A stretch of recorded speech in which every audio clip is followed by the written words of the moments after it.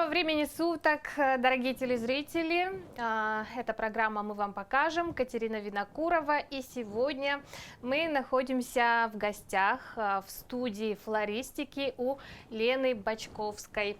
Лена, здравствуйте. Здравствуйте, Катюша. Знаю, что вы открыли студию 3 года назад. Но свою деятельность в этой сфере вы начали достаточно давно. Расскажите, как все начиналось? Да, я в цветах, во флористике 24 год. Начиналось это довольно-таки банально. Я вообще педагог по профессии, поэтому начнем сейчас наш урок. Отлично. Вот, импровизация всегда со мной. Ну и в силу таких вот, в общем, тяжелых, скажем так, времен, после педучилища я поработала в школе. Некоторые ученики приходят ко мне за цветами. Спасибо им, люблю их очень.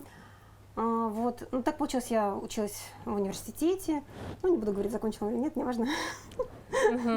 Да, получилось так, что пришлось его бросить, ну, неважно. А зато благодаря этому я пришла в цветы. Были сложные 90-е годы, и надо было как-то просто выживать элементарно. И тогда все, включая педагогов, ринулись в торговлю. В силу того, что девочки любят, наверное, все прекрасное, я очутилась на открытом рынке и стала торговать цветами. Ну, сначала просто торговать, да, я была просто продавцом, потом с помощью супруга и других папы, и еще одного хорошего человека, сейчас вот ни папы, ни этого человека уже нет, к сожалению, я приобрела свой бизнес. Тогда было это все совсем не так, как сейчас. Тогда невозможно было, допустим, купить что-то, да, вот, допустим, место на рынке, надо было его заработать людям. То есть надо было через связи, через людей договариваться. Этим занимался мой супруг, Леонид Михайлович Шляников. Вот, папа дал денег, всего $1000, он дал мне раскрутку бизнеса и на покупку новой квартиры. Представляете, мне этого хватило. Ну, пришлось, правда, потом доработать, отработать, как бы, да. То есть вот $1000 хватало на это. Сейчас что такое $1000? Это вообще ни о чем. Ну вот и так начался мой собственный путь во флористике. Но опять-таки, да, конечно, долгие годы я была продавцом. Но всегда творчество присутствовало, потому что, говорю, во-первых, это профессия моя, во-вторых, то, что я сама по себе творческий человек. То есть я всегда, наверное, девчонки, те, которые работали со мной, знают, что я всегда отличалась от них. В плане того, что какие-то новые букеты, какие-то новые новшества, даже тогда еще, допустим, не было инстаграмов, там каких-то таких соцсетей, где можно было это подчеркнуть, это просто бралось из головы, что-то собиралось, и тогда, смотрю, то там появлялись букеты, похожие на мои. Вот. Потом, значит, спасибо моей сестренке младшей, это Олеся, Time Flowers, ее магазины. Когда она сказала: Лен, хватит уже сидеть на рынке, она уже шла к этому времени с рынка, говорит, давай перебирайся. Ну и муж тоже постоянно говорил об этом, что надо уходить с рынка, надо тебе расти. Но это было очень страшно, потому что в силу уже как бы возраста и столько лет, 21 год, я без нескольких дней отработала на рынке, буквально там недели не хватило. Страшно что-то менять. Но приехала здесь, значит, в 2018 году Лена Чудопал, я прошла, опять-таки, вот с волшебного пинка сестренки, прошла обучение и поняла, что все, рынок это уже точно теперь не мое, и что-то надо искать. Создавать свое. Создавать свое детище. Как бы детище и так уже было, логотип уже был, даже не я его сама придумала, собственно говоря, а так надо было где-то выступить спонсором. И Людмила Петровна в ЗАГСе была, она тогда, значит, информационной деятельностью там руководила. Она говорит: Лен, надо логотип. Говорит, я говорит, быстренько там составлю цветы от Лены Бочковской, и вот цветочки. Я говорю, пускай. Вот, в общем, даже сама ничего не придумала, так все это и появилось, так это и работает. Лена, я думаю, что вы со мной согласитесь с тем, что сегодня достаточно много по городу и салонов, и студий флористики. В чем уникальность? Студий немного, Катюша, салонов, мастерских и так далее, вот, магазинов, бутиков. А студий, я бы сказала, что мало. Возможно, может одна, может нет. Мало студий. И одна это ваш? Студии, потому что, почему называлась студией, да, потому что... Да, чем отличается? С перспективы того, что я буду проводить здесь мастер-классы, этого я на рынке сделать не могла. А в силу, говорю, своих там немножко педагогических способностей, я собираю ребятишек, могу со взрослыми проводить. То есть я говорю всегда, буквально за 10 минут мне скажите, какой будет возраст приходящих на мастер-класс. Я быстренько сориентируюсь, и мы все проведем, и все будут довольны. За 10 минут?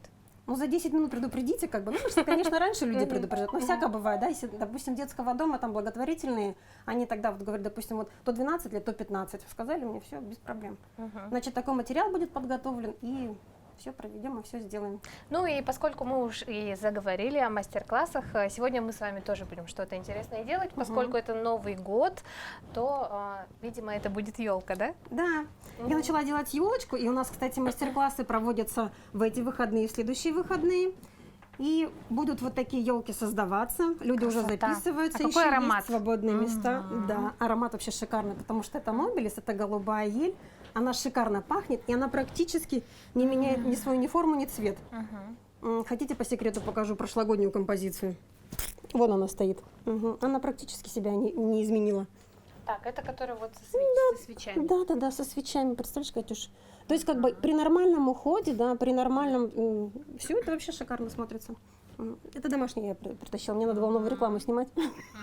А свечи в прошлом году даже не зажигались, поэтому я зажгла их недавно. Так, мы будем использовать флористические инструменты. Секатор бери, Катюша, в руки. Так, интересно, никогда не брала его в руки. Вот так вот снимаешь резиночку и будем им пользоваться почти как ножницами.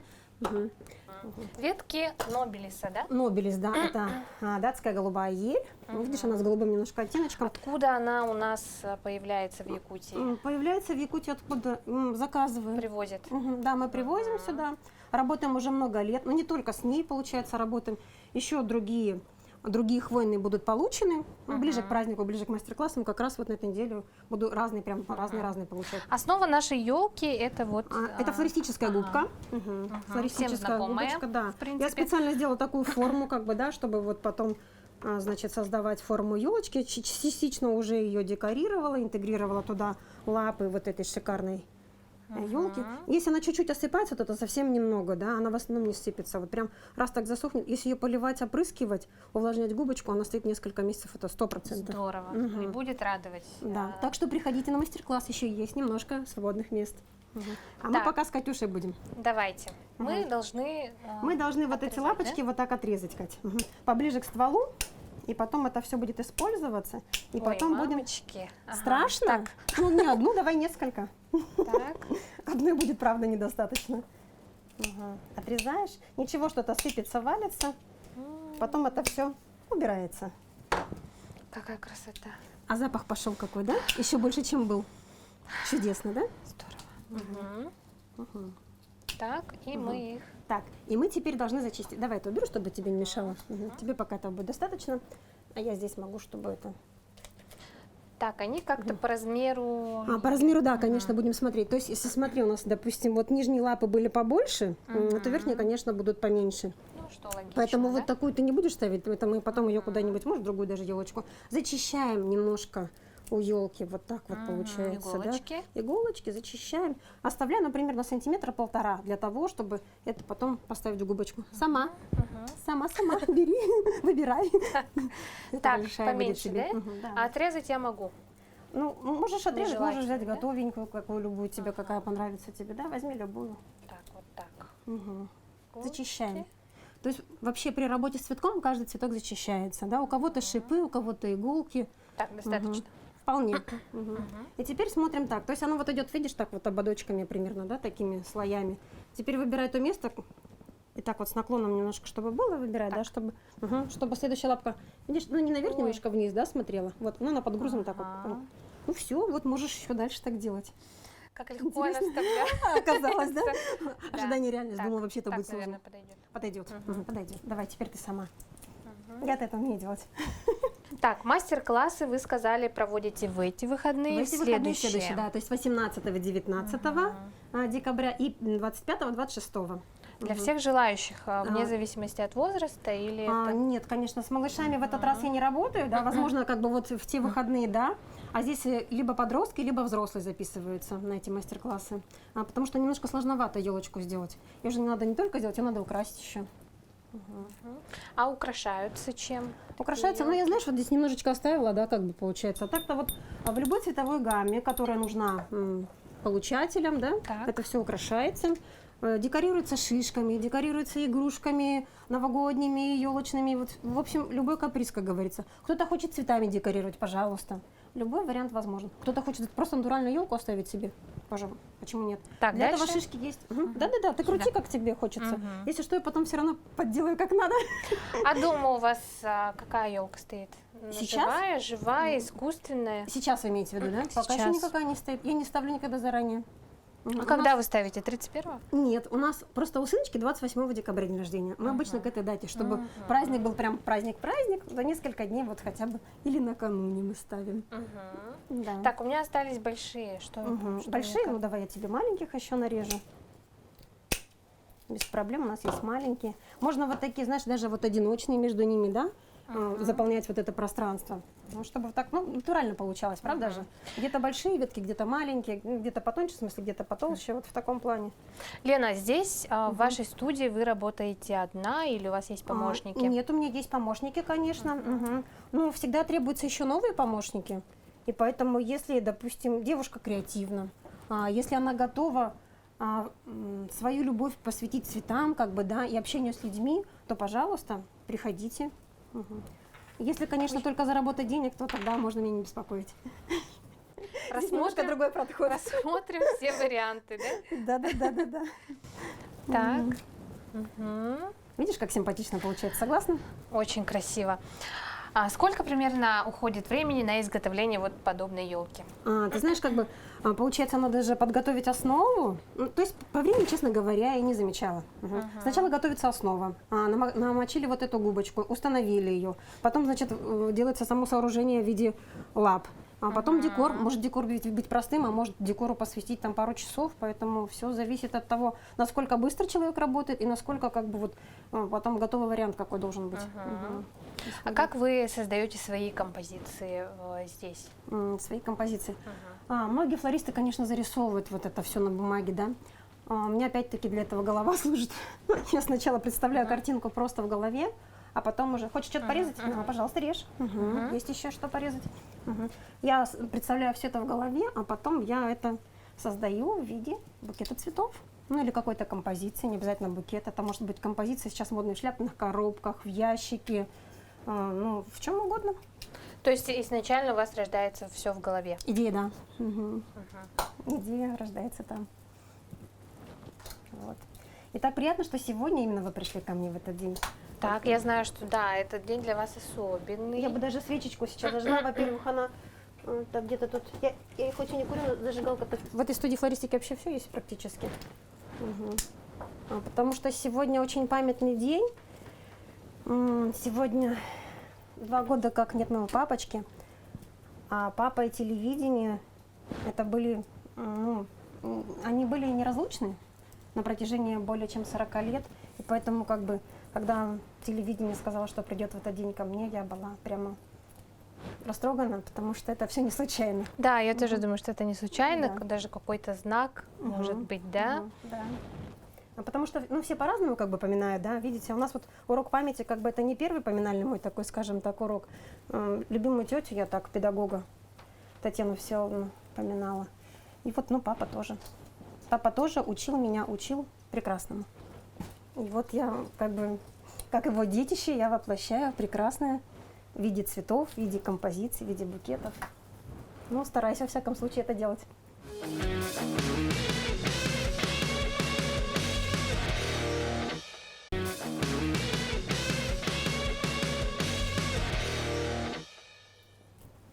Почему вы решили именно с флористикой? Когда-нибудь вообще были такие мысли что-то поменять, как-то род деятельности?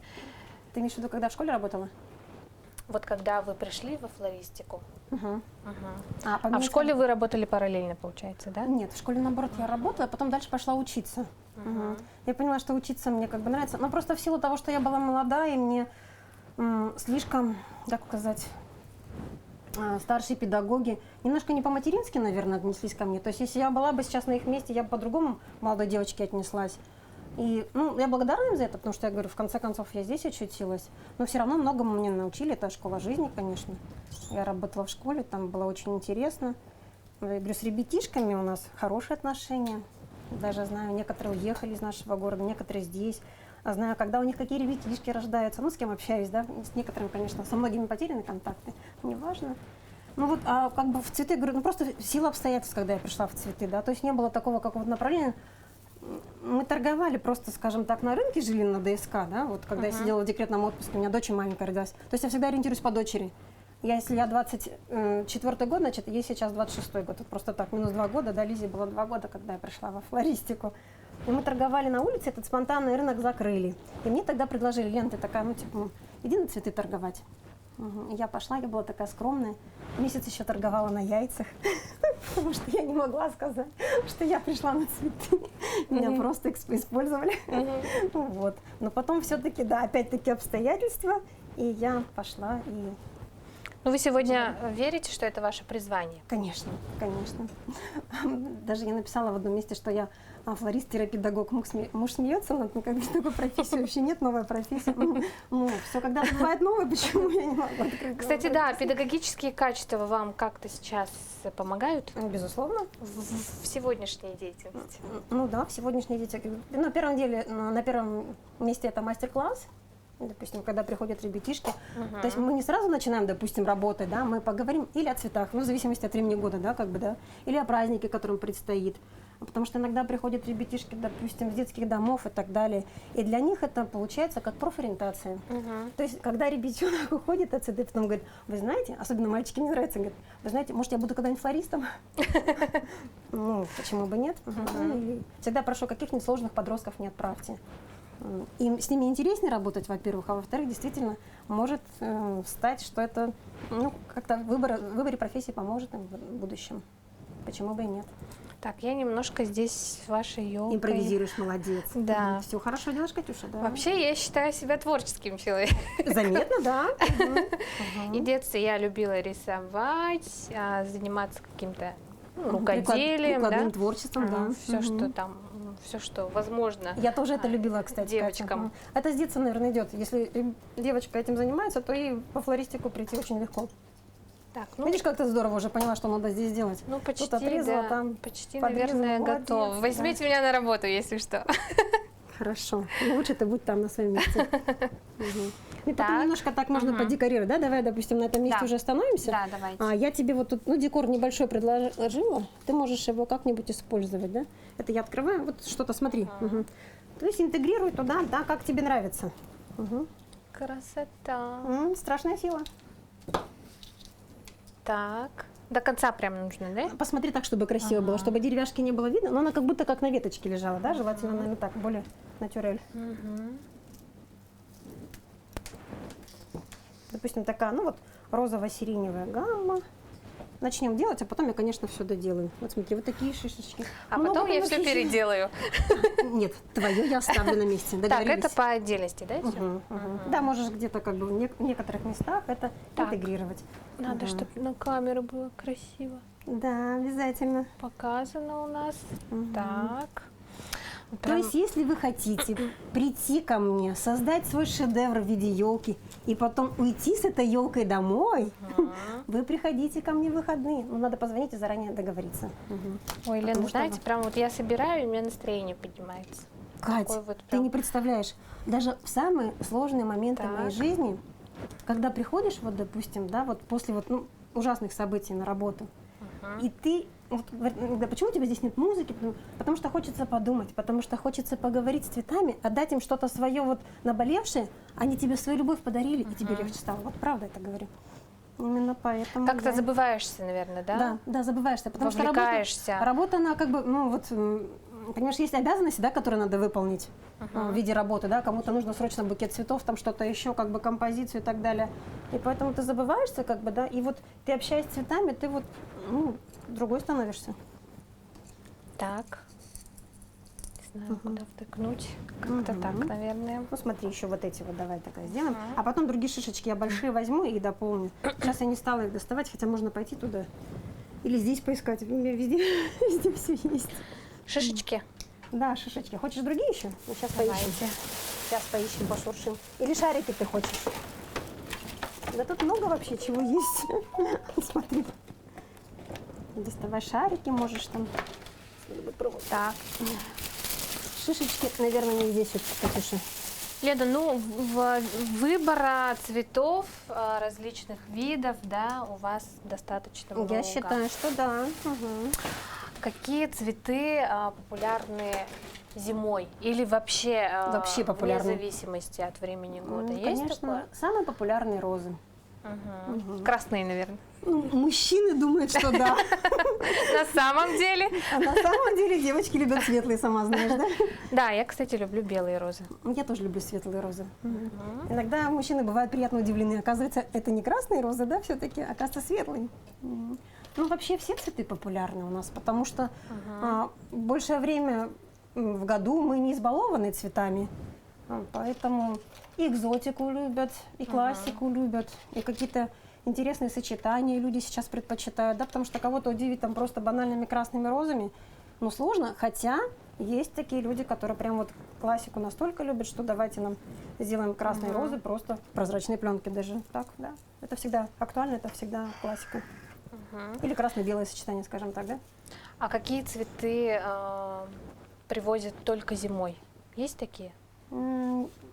Или только летом, допустим? Ну, допустим, пионы, да, скажем так, они же не круглогодичные, они сезонные цветы. Они бывают в основном весна-лето, немножко там осень затрагивается. Сейчас, если есть пионы где-то, да, но они качество такого, что их срезали в августе месяце, они полежали.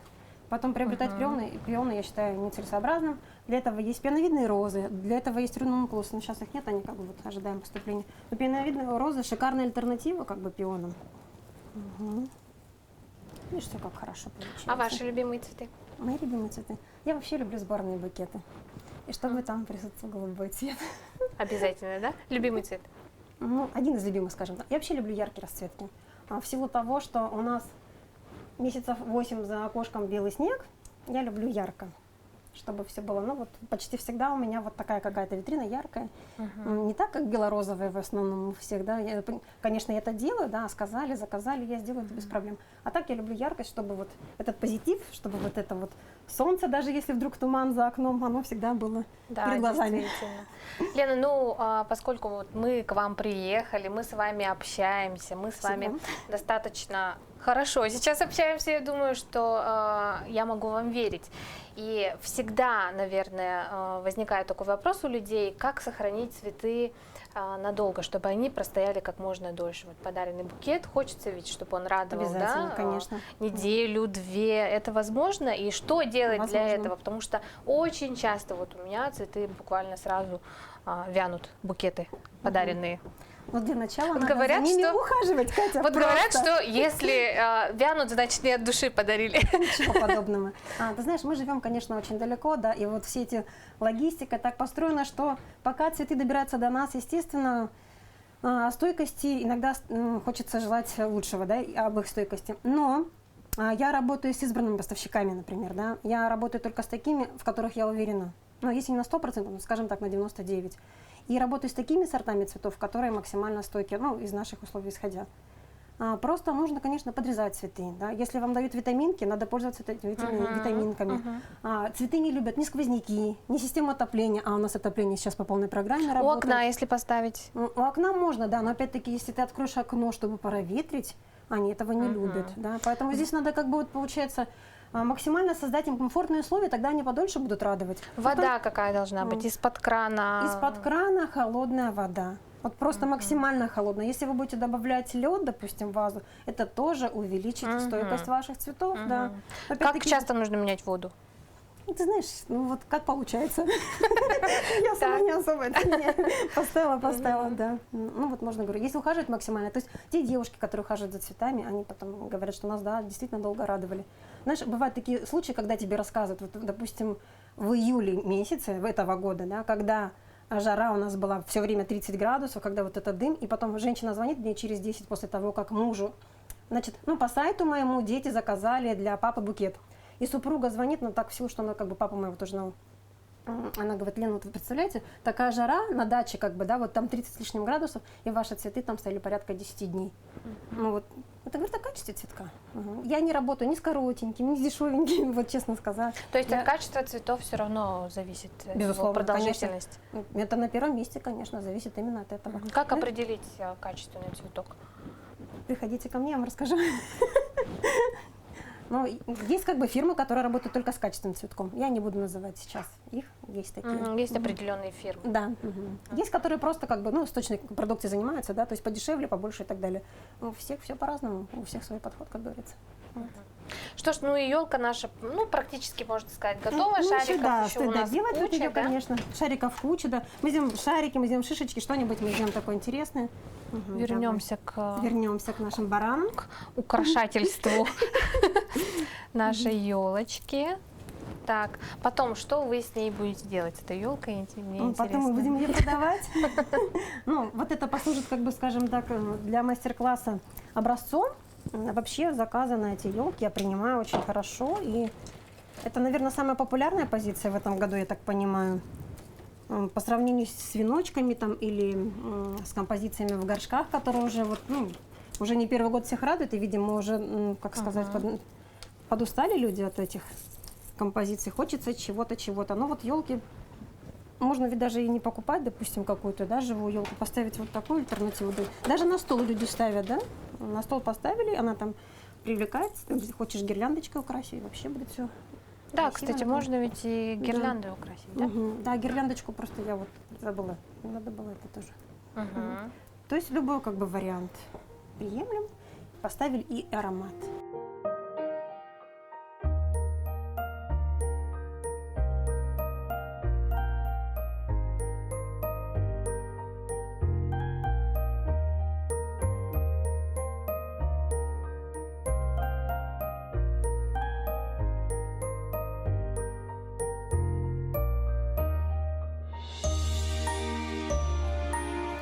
Что ж, на этом мы закончим сегодня наше общение. К сожалению, Лена, можно было с вами общаться еще долго-долго, бесконечно, заниматься творчеством. Спасибо вам. Хотела бы вас благодарить отдельно за то, что вот подарили немножко большое. новогоднего настроения. Почему вы подарили? Сейчас еще подарок подарю.